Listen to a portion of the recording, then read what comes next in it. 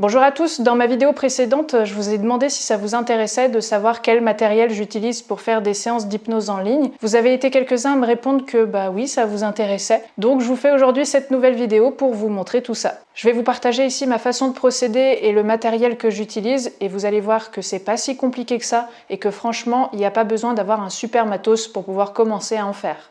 Alors on va commencer déjà par les applications que j'utilise. Alors tout d'abord, j'utilise Skype qui est une des plus connues et qui est quand même une des applications maintenant que beaucoup de personnes ont, donc c'est assez pratique. J'utilise aussi WhatsApp, il y en a peut-être qui ne savent pas, mais on peut faire des appels en visio avec WhatsApp. Et puis parfois ça m'arrive d'utiliser aussi Messenger de Facebook, tout simplement. C'est vraiment les trois applications que je privilégie pour l'instant. Il y a aussi Zoom qui a explosé pendant le confinement, mais si je dis pas de bêtises, il faut prendre la formule payante pour pouvoir faire plus de 30 ou 40 minutes par visio. Donc c'est pour ça que je l'utilise pas. Tant qu'à faire, je préfère rester sur des applications gratuites, ça marche tout aussi bien. En tout cas, parmi les trois applications, j'ai pas forcément de préférence. En toute honnêteté, j'ai eu quand même un petit peu des bugs avec les trois applications, donc bon, elles se valent toutes plus ou moins. Après, je dirais que ça dépend surtout de la personne qui me consulte. Si elle a une application en particulier qu'elle préfère, bah moi je m'adapte tout simplement. Donc c'est pour ça que je laisse la personne choisir l'application sur laquelle elle veut faire la séance. Donc voilà pour ce qui est des applications. Maintenant, pour le matériel, ça va peut-être vous surprendre, mais j'utilise tout simplement mon téléphone. Il faut juste penser à le charger avant et parfois pendant la séance, surtout si on a prévu de faire plusieurs séances dans la journée, mais je trouve que c'est ce qu'il y a de plus pratique pour moi, pour l'instant en tout cas. Au tout début, j'utilisais mon ordinateur, mais il se fait vieux, je suis obligée de le laisser brancher sur secteur parce que mes batteries sont mortes. Il rame beaucoup, donc j'ai pas mal de problèmes de connexion. Donc c'est pour ça que j'ai préféré passer sur téléphone et ça marche quand même bien mieux. Après, je vais bientôt changer d'ordinateur, donc je verrai ce que je fais à ce moment-là, mais pour l'instant, mon téléphone me convient bien. Si vous voulez utiliser votre téléphone pour faire des séances en ligne, pensez bien à le mettre en mode avion, parce que ça m'est déjà arrivé d'avoir un appel pendant que j'étais en pleine séance. C'est pas terrible, donc si vous voulez pas être dérangé, mettez-le simplement en mode avion. Et pour faire mes séances, j'aime quand même bien avoir mes mains libres, donc je fais en sorte de bien caler mon téléphone. Donc souvent ce que je fais, c'est que je prends des livres ou je prends des boîtes de jeux de société histoire de bien le poser. C'est un petit peu système D, mais je me prends pas la tête et ça marche très bien. Ce qu'il y a de bien en plus, c'est que ça prend très peu de temps à installer, donc en quelques secondes, je peux être prête pour faire ma séance. Donc quand on est à la bourse, ça peut parfois être pratique. Donc je vous disais que j'utilise mon téléphone pour faire des séances. Après, pour ce qui est du micro, j'utilise tout simplement des écouteurs. C'est tout, et ça fait très bien l'affaire. Après, ceux-là, c'est quand même des écouteurs de bonne qualité. Ce qu'il y a de bien, c'est que le micro est quand même assez près de la bouche, donc ça permet de bien capter les sons, et puis surtout, c'est que ça permet de bien entendre la personne. Donc voilà pour ce qui est du matériel, je vous ai tout dit. Comme vous pouvez le constater, c'est vraiment pas du grand matos. Je fais vraiment au plus simple et c'est largement suffisant. Il n'y a pas besoin d'avoir du matériel qui coûte la peau des fesses. Maintenant, on a cet avantage-là qu'avec nos téléphones, on peut quand même faire pas mal de choses et c'est de la bonne qualité. Après, si vous voulez faire quelque chose de plus propre, de plus professionnel, on va dire, vous pouvez totalement investir dans du meilleur matériel. Vous pouvez par exemple acheter des micros Rode qui sont de la très très bonne qualité, même dans les premiers prix. Vous pouvez aussi investir dans un bon casque audio ou une bonne webcam pour avoir une meilleure qualité d'image.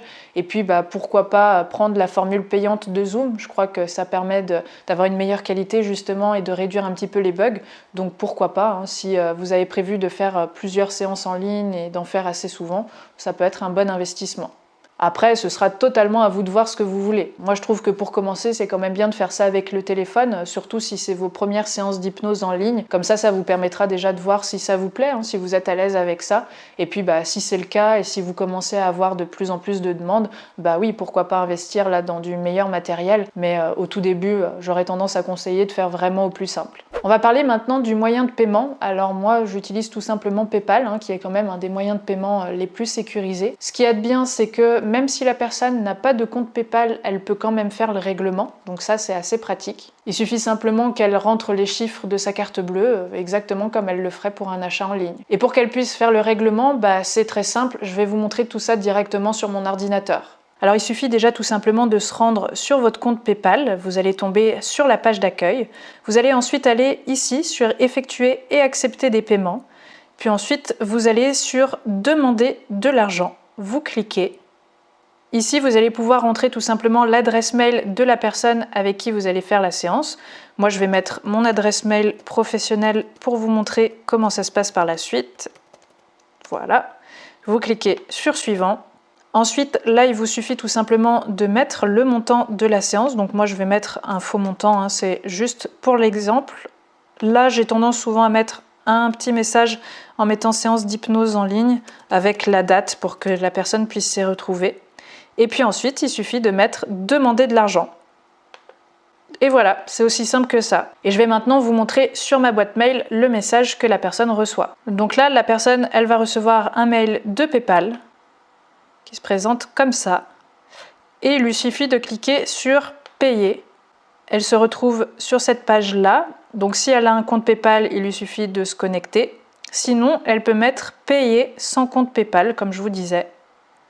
Et là, elle va pouvoir payer par carte bleue. Il lui suffit simplement de rentrer toutes ses coordonnées. Donc voilà, c'est vraiment très simple et très rapide. Pour l'instant, j'ai aucune personne qui s'est plaint de cette méthode, donc ça me convient très bien. Après, je sais qu'il y en a quelques-uns qui ont déjà eu des problèmes avec PayPal. Moi, j'en ai vraiment eu aucun, donc j'en suis très satisfaite.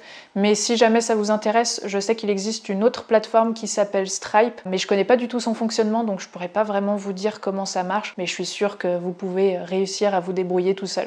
Donc ce que je fais une fois que la personne a pris rendez-vous, c'est que je lui envoie tout de suite un lien PayPal et je lui demande de faire le règlement avant que la séance commence, histoire d'être sûr de bien être payé. Et si vous vous posez la question, oui, les personnes payent bien à l'avance, j'ai jamais eu de problème là non plus de ce point de vue-là. Et ben voilà, vous avez déjà un maximum d'informations pour pouvoir faire des séances en ligne, reste plus qu'à faire la séance d'hypnose en elle-même. Et ça, c'est la même chose que si vous étiez en cabinet, faut juste adapter un petit peu. Par exemple, je vais mettre un peu plus de fusibles en expliquant à la personne que si jamais il y a des bugs ou qu'elle m'entend pas très bien, que son inconscient il pourra en profiter pour faire je ne sais quoi.